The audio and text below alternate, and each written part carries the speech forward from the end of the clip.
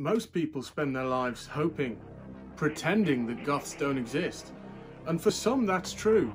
Once a goth has completed their mandatory goth training to the highest level, they ascend into the ether to live in the nether realm, where they will never have to interact with normal people again.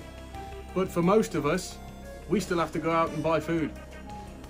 So surely that means that you could run into a goth. So what should you do if you see a goth? If you're unlucky enough to have your daily comings and goings interrupted by the presence of a goth, you should show extreme caution. Now, a group of goths or a school of goths can be a very incredibly dangerous entity, for it's well known that a school of goths can tear a fully grown man limb from limb in about 15 minutes. Or worse than that, they convert normies. Oh yes, a single solitary bite from a goth can cause you to burst out into solid black eyeliner and have an uncontrollable urge to listen to The Cure. But the comforting news is, a school of goths generally only gather for specific reasons. Now, if you run into a school or a group of goths, they're either going to be there for one of two reasons. They'll either be preparing for some ritualistic sacrifice, or they're hunting. Now, if either of those two are the case, as long as you remain well away and don't draw attention to yourself, you shall be fine. Now, the real danger occurs when you find a single solitary goth by itself. If you find this goth during darkness or in the twilight hours, that goth is at its strongest. That is when the goth thrives. If you see this goth alone in the daylight, that goth is probably scared and confused and therefore presents more of a danger.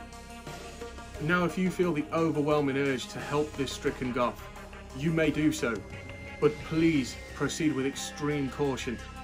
Never approach an unfamiliar goth quickly. Always approach, if you can, from the front.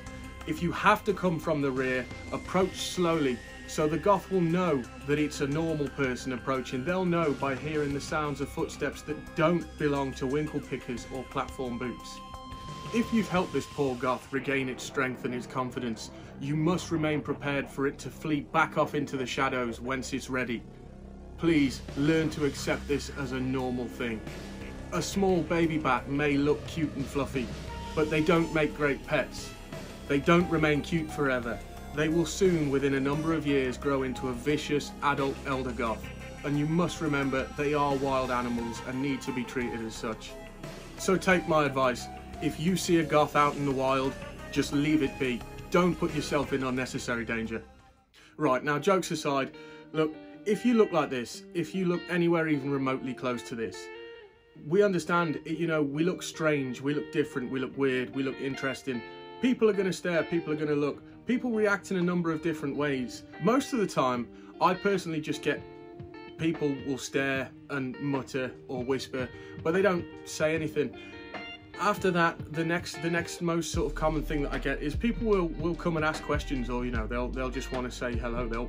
A lot of people want to know what you sound like because they'll see you and they build up this vision of you and of what you might sound like and be like, and they want to hear your voice to see if you do sound like this ungodly demon or whatever it is they have planned in their mind. I don't know, but after that, there is, and it does happen to people, but there is a little bit of abuse that you can get. You know, people are people act and react to things in different ways.